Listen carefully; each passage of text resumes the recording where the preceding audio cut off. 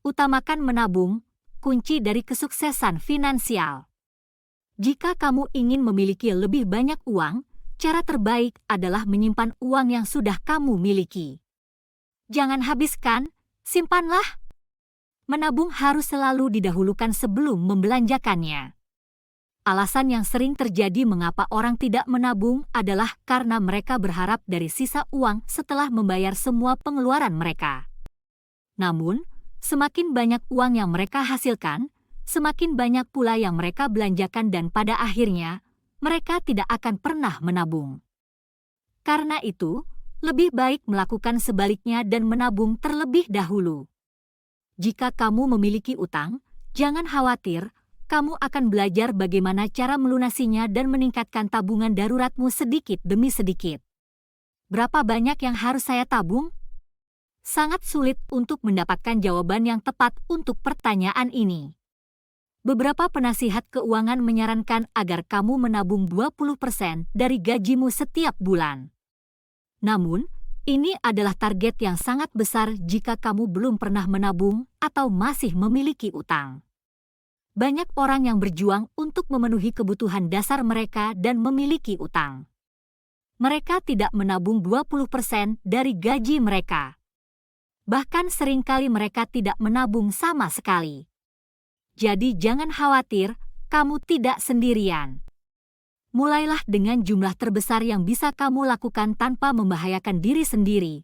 Kamu perlu makan makanan sehat, misalnya. Jika kamu tidak bisa menabung 20%, 10% atau bahkan 5% dari gajimu, tetaplah menabung sedikit demi sedikit setiap bulannya, meskipun hanya $1. Menabung $1 lebih baik daripada $0. Semakin banyak tabungan kamu, semakin cepat kamu bisa stabil secara finansial. Kesuksesan bukanlah seberapa banyak uang yang kamu hasilkan atau barang bagus apa yang kamu beli, tapi seberapa banyak yang tersisa untuk ditabung di akhir bulan.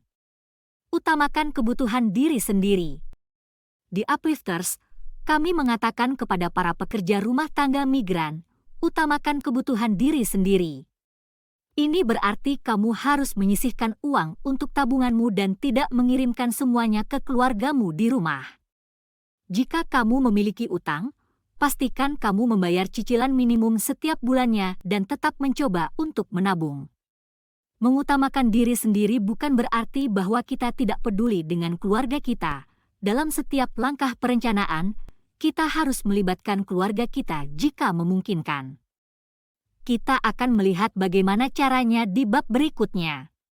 Membangun dana tabungan darurat. Salah satu penyebab terbesar kemiskinan adalah dampak dari kejadian-kejadian buruk. Ini bisa berupa bencana alam yang besar.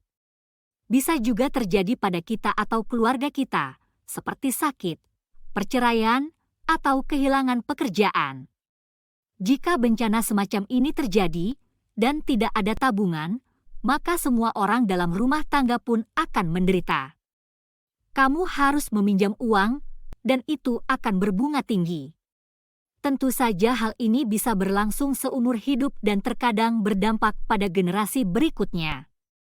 Bahkan jika sudah punya uang yang cukup untuk membayar pengeluaran dan rutin mengirim uang ke rumah, jika tidak memiliki tabungan, maka akan mengalami kesulitan ketika sesuatu yang tidak diinginkan. Tabungan seperti sebuah jaring pengaman. Tanpa jaring pengaman, seniman trapeze berisiko meninggal saat jatuh.